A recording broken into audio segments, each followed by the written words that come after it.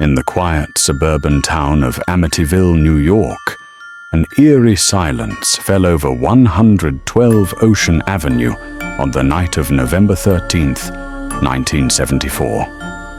Ronald DeFeo Jr., just 23 years old, crept through the Dutch colonial home with a rifle in his hands and darkness in his soul. By dawn, 6 members of his family lay dead in their beds. The town was left in shock. But that house had only just begun its reign of terror. A year later, in December of 1975, George and Kathy Lutz believed they had found their dream home.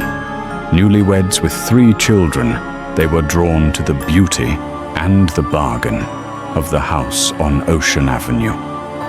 Despite knowing about the tragedy, they moved in, hoping love could drown out the past.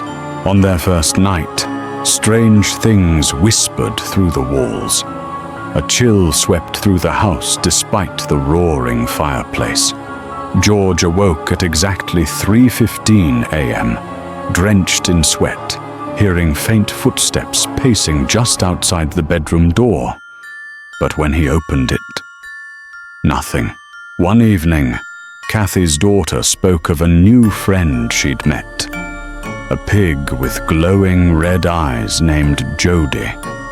They laughed at first, until Kathy saw it too, floating just outside the second-story window. The creature vanished, leaving only muddy hoof prints on the floor. Dark, sticky slime began seeping from the walls and keyholes. No matter how they cleaned, it came back, thick, foul, alive. One day, Kathy reached to wipe some off the mirror, only to see her own face replaced with a rotting corpse staring back. George was changing. He stopped eating, rarely slept, and was obsessed with the fireplace. He chopped wood endlessly, mumbling to himself.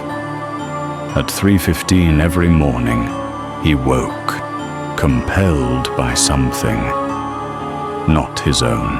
On the 28th night, it all broke loose. Doors slammed, furniture levitated, and screams echoed through the walls. Kathy was lifted into the air and thrown across the room.